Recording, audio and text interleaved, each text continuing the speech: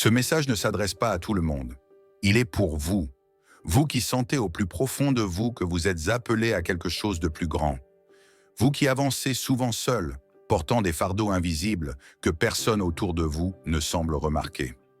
Si vous avez déjà eu l'impression de ne pas rentrer dans le moule, de ne pas appartenir à ce monde comme les autres, alors restez bien avec moi. Car ce que vous allez entendre pourrait bien raviver une vérité que vous avez trop longtemps laissée de côté.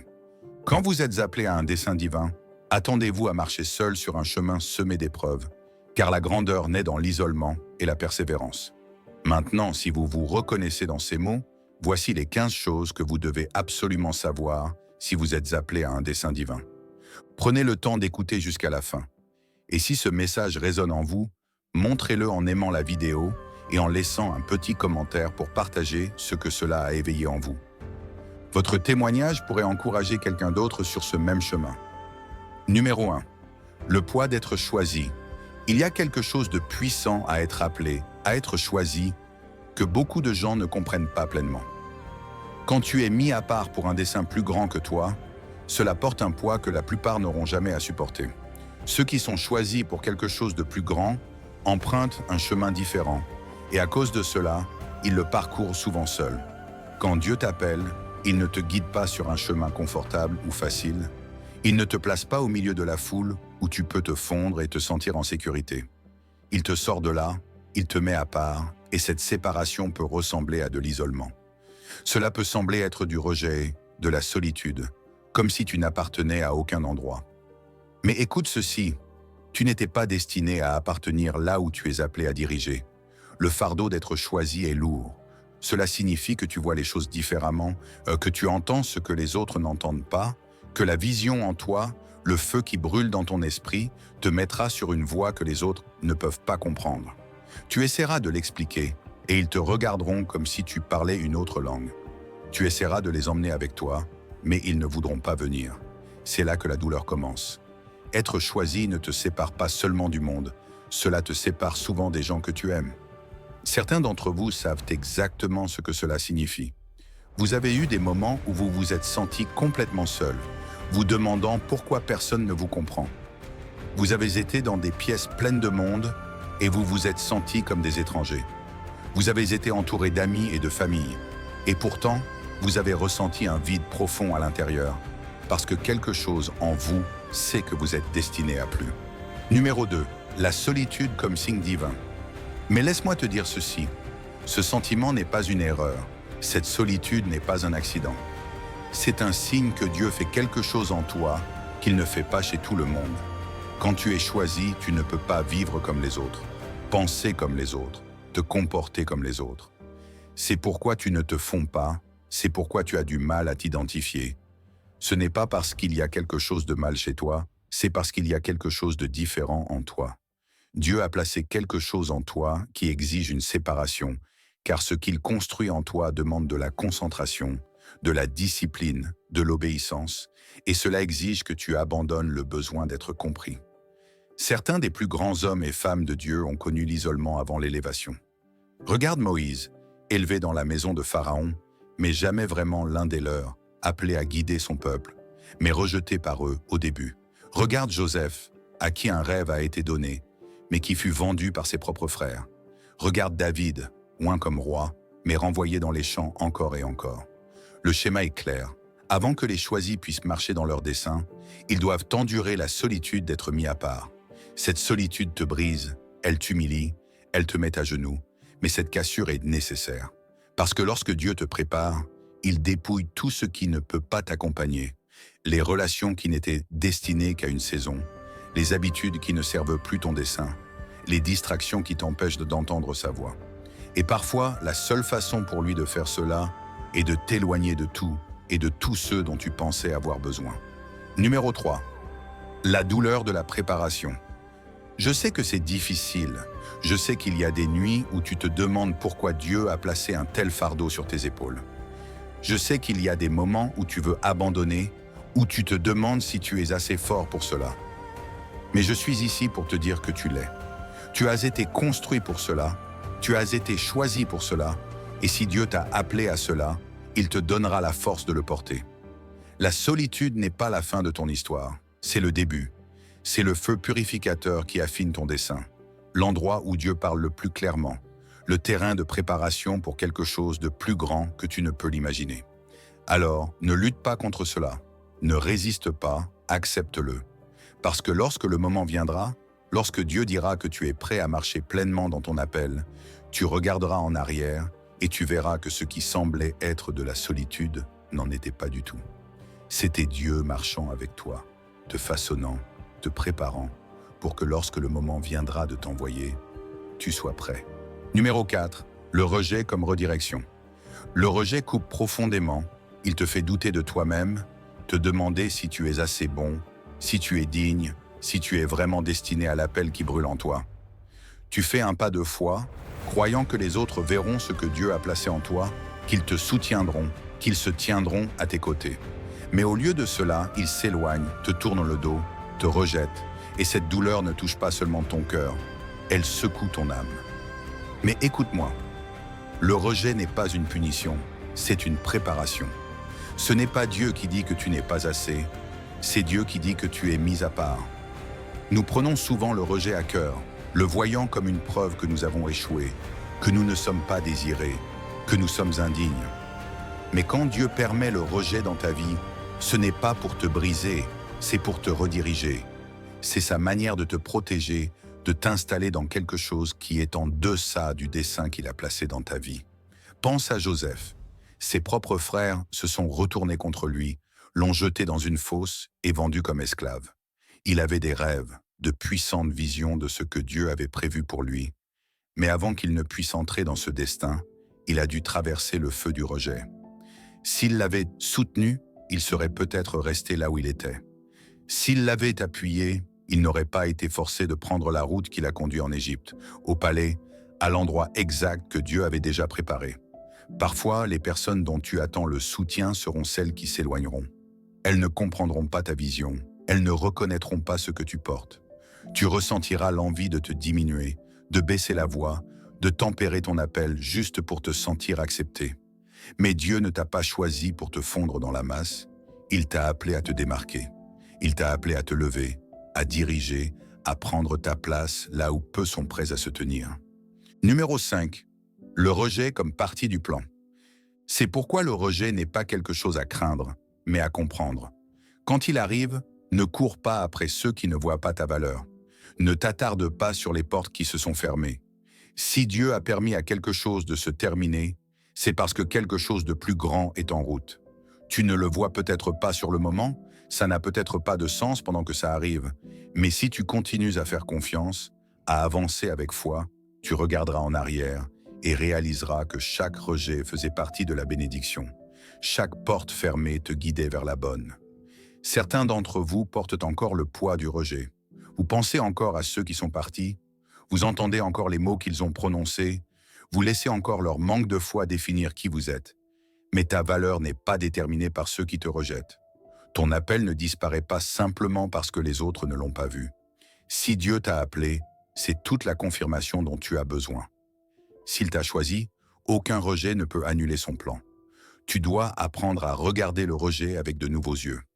Ce n'est pas une perte, c'est un signe que Dieu agit dans ta vie. Il ferme les portes qui ne servent plus ton dessein. Il éloigne les personnes qui ne peuvent pas aller là où il t'emmène. Il fait de la place pour les bonnes voies, le bon moment, la bonne saison. Même Jésus a connu le rejet. Il a été moqué, ridiculisé, abandonné par les gens même qu'il était venu aider. Il a été trahi par ceux qui étaient les plus proches de lui. Pourtant, il n'a jamais laissé ce rejet détourner son dessein. Alors, si même Jésus a dû endurer le rejet, pourquoi devrions-nous attendre à être accueillis sans résistance? La vérité, c'est que plus l'appel est grand, plus le rejet est profond. Plus le dessein est élevé, plus le chemin est étroit et solitaire. Mais que cette vérité s'installe dans ton cœur, le rejet n'est pas la fin de ton histoire. C'est une étape nécessaire dans ta préparation. Il te façonne, il te renforce, il construit le caractère capable de porter le poids de ton appel. Et quand tu entreras enfin dans tout ce que Dieu a préparé pour toi, tu verras que rien n'a été gaspillé. Chaque moment douloureux avait un but, chaque non faisait partie de son dessein. Numéro 6. la cassure comme transformation. Alors, la prochaine fois que le rejet arrivera, ne baisse pas la tête. Ne supplie pas pour une place dans des pièces où tu n'étais pas destiné à rester. Relève la tête, tiens-toi avec confiance. Souviens-toi que tu n'as pas été créé pour te fondre dans la masse. Tu as été choisi pour te démarquer. Et Dieu utilise chaque rejet pour te pousser plus près de l'endroit où ton dessein et sa promesse se rencontrent. Il arrivera un moment dans ta vie où tu réaliseras que, avant que Dieu ne t'élève, il te permet d'abord d'être brisé. Pas le genre de cassure qui te détruit, mais celle qui enlève tout ce qui ne peut pas t'accompagner dans ta prochaine saison. C'est la cassure qui purifie, qui humilie, qui prépare. Car Dieu ne promeut jamais sans préparer d'abord, et la préparation vient toujours avec de la douleur. Beaucoup croient qu'être choisi signifie une vie facile, sans lutte. Mais quand tu étudies la vie de ceux que Dieu a utilisés, tu vois le schéma. Avant l'élévation vient l'isolement. Avant la percée vient le chagrin. Avant la couronne vient l'écrasement. Et dans cet écrasement, tu auras l'impression que tout s'effondre. Les choses que tu pensais stables seront ébranlées. Tu te demanderas pourquoi Dieu permet tant de douleur, alors que tout ce que tu as essayé de faire, c'est de le suivre. Mais c'est le coup d'être choisi. Cela signifie que tu es appelé à endurer ce que les autres évitent, car tu es préparé pour ce que les autres ne sont pas équipés à porter. Numéro 7. La préparation dans la douleur. Quand Dieu place un grand appel sur ta vie, il ne te permettra pas d'y entrer sans préparation. Il ne peut pas permettre que l'orgueil, l'amertume, le manque de pardon ou une dépendance malsaine envers les autres restent sans contrôle. C'est pourquoi il permet la cassure. Ce n'est pas parce qu'il est dur, c'est parce que ce qu'il a prévu pour toi est trop important pour être porté par la version actuelle de toi. Pense à David. Il a été oint jeune, choisi pour être roi, mais avant de porter une couronne, il a dû fuir pour sa vie. Il s'est caché dans des grottes, a été trahi par ceux qu'il protégeait. Dieu l'avait déjà choisi, mais la préparation n'était pas encore complète. L'onction était là, mais le processus devait encore se dérouler, et ce processus était rempli de douleur. Certains d'entre vous sont dans ce processus maintenant. Vous êtes au milieu de la cassure et vous ne comprenez pas ce qui se passe. Vous voyez des portes se fermer, des relations s'effondrer, les choses même pour lesquelles vous avez prié semblent vous échapper. Vous demandez à Dieu, « Pourquoi ça? Pourquoi maintenant? Pourquoi moi ?» La réponse est qu'il te façonne pour devenir celui que tu étais toujours destiné à être. L'or doit passer par le feu, les diamants se forment sous une pression intense. L'huile n'est libérée que lorsque l'olive est écrasée. De la même manière, ce que Dieu a planté en toi ne peut être révélé que par la cassure. Les rêves qu'il t'a donnés, le dessein qu'il a placé dans ton esprit, la force qu'il sait être en toi, rien de tout cela ne peut émerger tant que tu restes confortable. Cela arrive quand tu es mis à genoux, quand tout le reste s'efface et qu'il ne te reste que lui, quand tout soutien terrestre disparaît et que sa parole est la seule chose à laquelle tu peux t'accrocher. Numéro 8. La solitude comme terrain de formation. Tu ne le vois peut-être pas clairement maintenant, mais un jour, tu regarderas en arrière avec gratitude pour la cassure. Un jour, tu reconnaîtras que chaque larme, chaque chagrin, chaque perte n'a jamais travaillé contre toi, mais pour toi. Tu comprendras que ce qui semblait être du rejet était en réalité une protection, ce qui ressemblait à de la souffrance était en réalité une préparation, ce qui semblait être une fin était en fait le début d'une transformation. Alors, ne résiste pas au processus, ne précipite pas la guérison. Laisse Dieu faire ce qu'il doit. Laisse-le enlever les choses qui ne te servent plus, te séparer des distractions et des attaches qui te retiennent de ton véritable appel. Oui, ça fera mal. Oui, ça peut sembler injuste. Mais une fois le processus terminé, tu seras plus fort, plus sage, plus stable. Et quand viendra enfin le moment de ton élévation, tu seras prêt. Quand Dieu met quelqu'un à part, ce n'est pas toujours bruyant ou évident. Il n'y a pas de grandes annonces ou de signes qui font que tout le monde s'arrête et remarque. Plus souvent, cela se produit de manière silencieuse et profondément personnelle. Il te rend simplement différent. Pendant longtemps, même toi, tu ne comprendras peut-être pas pourquoi. Tu le ressens simplement. Tu ne te sens pas tout à fait à ta place.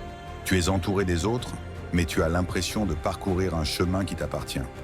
Tu vois des opportunités, mais quelque chose au fond de toi te dit qu'elles ne sont pas pour toi.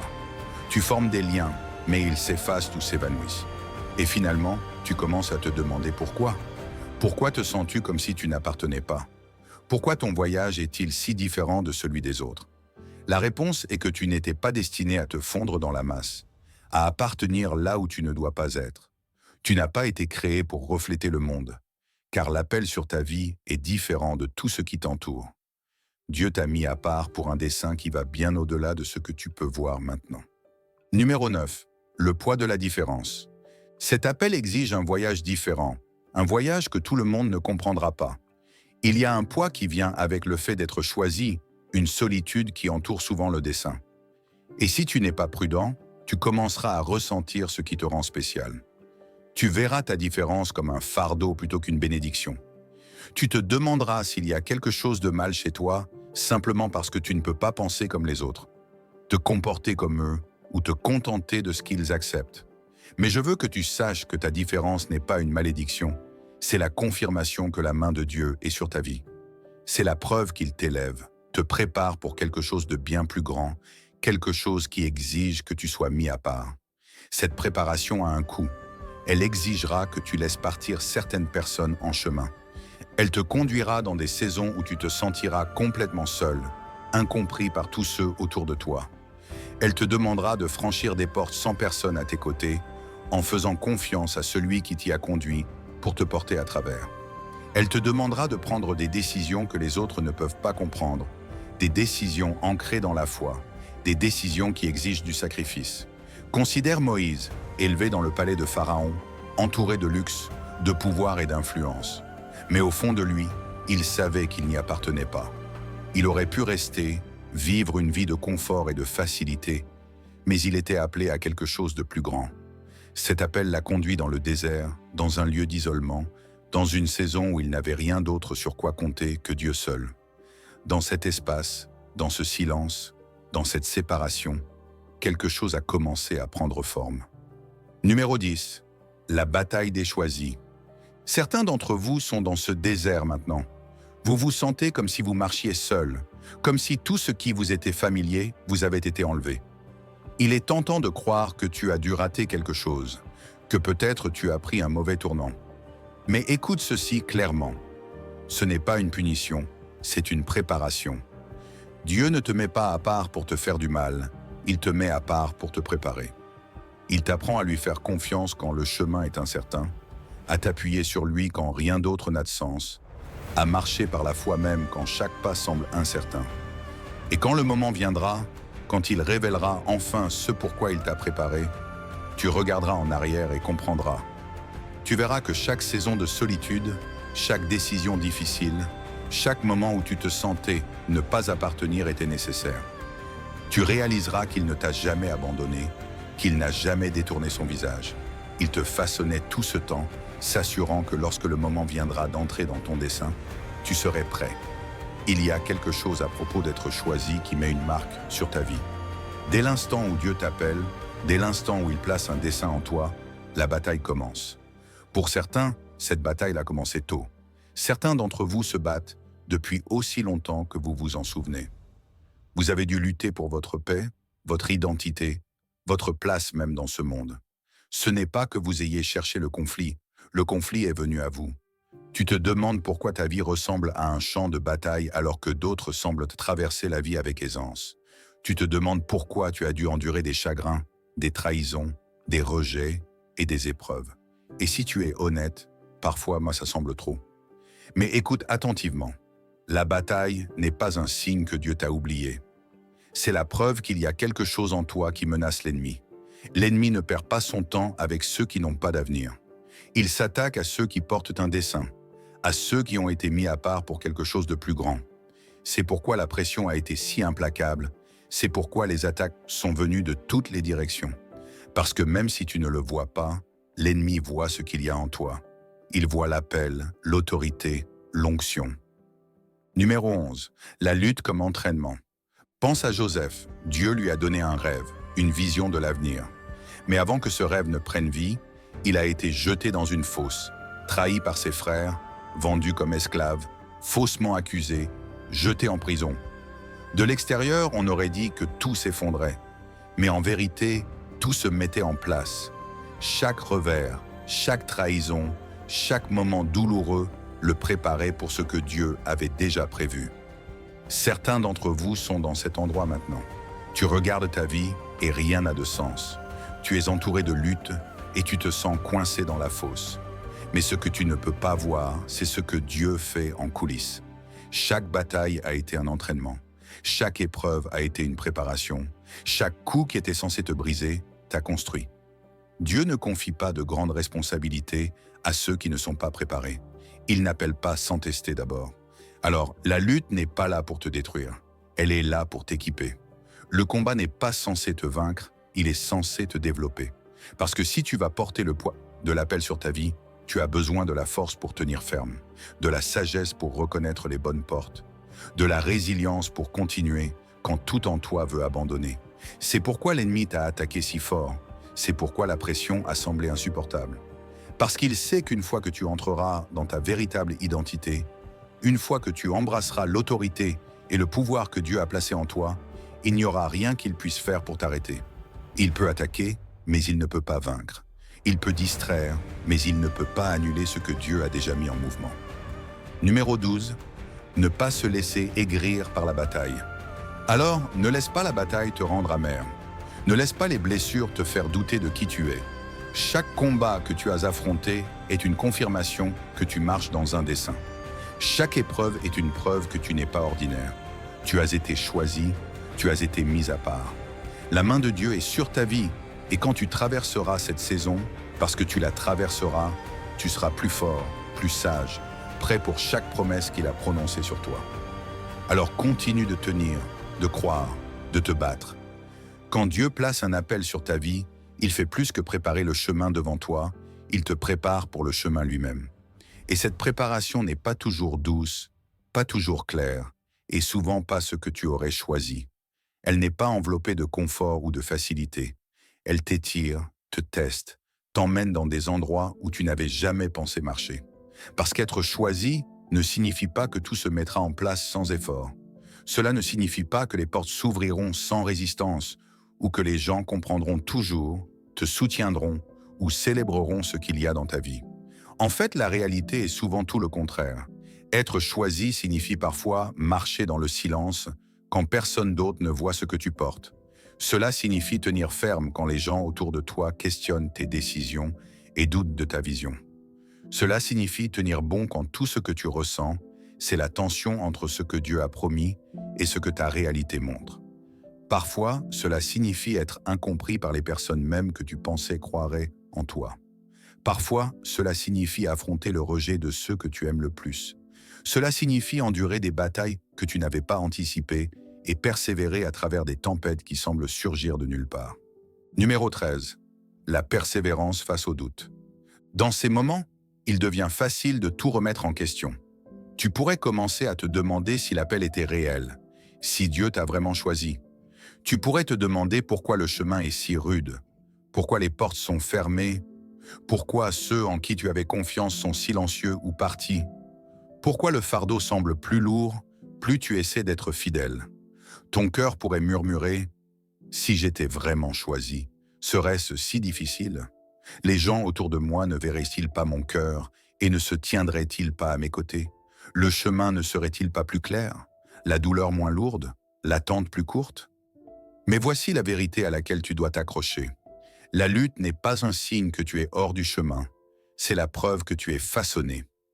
La pression n'est pas une punition, c'est une préparation. La cassure n'est pas la fin de ton histoire, c'est le début de ton devenir. Pense à David, un jeune berger laissé dans les champs, oublié par sa propre famille. Quand le prophète est venu oindre le prochain roi, David n'a même pas été considéré. Pourtant, Dieu l'avait choisi. Il a été sorti du champ, oint, confirmé, mis à part.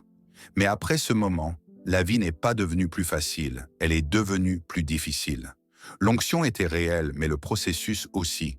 David a dû fuir pour sa vie, vivre caché, être chassé, trahi, incompris. Il a affronté des ennemis et combattu des géants, tout en portant une promesse de Dieu qui ne s'était pas encore réalisée. Chaque épreuve, chaque saison de solitude, chaque pas douloureux formait en lui le caractère, la force et la sagesse dont il aurait besoin pour diriger une nation. Numéro 14. La préparation dans l'invisibilité. Et certains d'entre vous sont là maintenant. Vous traversez cette saison de désert, vous vous sentez invisible, ignoré, accablé par des fardeaux que vous n'aviez jamais pensé porter. Vous êtes resté fidèle, vous avez obéi même quand c'était difficile, vous avez prié, espéré, attendu, et pourtant, les portes restent fermées, le chemin reste incertain, la percée semble juste hors de portée. Vous êtes fatigué, usé, vous vous demandez si vous avez la force de continuer. Mais laisse-moi te dire ceci, ce n'est pas parce que tu n'as pas vu la promesse se réaliser que Dieu a changé d'avis. Ce n'est pas parce que le chemin est difficile que tu es perdu. Le désert n'est pas un lieu d'abandon, c'est un lieu de préparation. Dieu ne te punit pas, il te prépare. Il construit quelque chose de plus profond en toi que ce que les autres peuvent te voir. Dans le silence, il fait pousser tes racines. Dans l'endroit caché, il affine ton caractère. Quand personne d'autre n'est là, quand personne ne t'applaudit, quand personne ne valide ton voyage, Dieu fait le travail le plus important. Il t'apprend à t'appuyer sur sa voix plus que sur toutes les autres. Il t'apprend à lui faire confiance, pas seulement pour ce qu'il donne, mais pour qui il est. Parce que quand viendra le moment d'entrer dans ce qu'il a prévu, tu ne seras pas fragile, tu seras inébranlable. Tu n'auras pas besoin d'applaudissements. Tu marcheras avec autorité. Tu ne bougeras pas dans la peur. Tu tiendras dans la confiance, sachant que ce que tu portes n'a pas été donné par l'homme et ne peut donc pas être pris par l'homme. Mais tu dois être prêt à traverser le processus. Numéro 15. Rester fidèle face à l'incompréhension. Et la vérité, c'est que tout le monde ne comprendra pas ce processus. Certains s'éloigneront, certains mal interpréteront ton silence, ta séparation, ta lutte. Ils douteront de ton appel, ils questionneront tes choix. Mais ne laisse pas leur incompréhension te faire oublier ce que Dieu a déjà confirmé. Ne laisse pas leur absence te convaincre que tu n'es pas assez. Si des gens partent, laisse-les partir. Si des portes se ferment, accepte qu'elles n'étaient pas destinées à s'ouvrir. Si le chemin est plus difficile que prévu, souviens-toi que ce que Dieu construit en toi est bien plus grand que ce que tu avais imaginé. Les choisis affronteront toujours les batailles les plus féroces. Ils porteront toujours le fardeau le plus lourd. Mais ils marcheront aussi avec le pouvoir le plus profond. Ils se déplaceront avec une audace qui ne vient que par le feu. Ils porteront une autorité qui ne vient que par l'épreuve. Et quand tu atteindras l'autre côté, quand Dieu dira que le moment est venu, rien ne pourra arrêter ce qu'il a ordonné. Les luttes auront un sens. L'attente vaudra la peine. La douleur deviendra pouvoir. Le feu aura forgé quelque chose d'inébranlable en toi. Alors, ne te lasse pas dans le processus. Ne laisse pas la déception prendre racine. Ne laisse pas les revers temporaires te faire douter d'une promesse éternelle. Continue de marcher, de faire confiance, de croire. Ce que Dieu a prononcé sur ta vie ne reviendra pas vide. Et quand il t'amènera dans la plénitude de cela, quand la préparation aura fait son œuvre, quand ton esprit sera stable et ton cœur pur, tu entreras dans ce qu'il a promis avec clarté, force et paix. Reste fidèle, reste fort. Ton moment ne vient pas seulement, il est déjà en train de se déployer.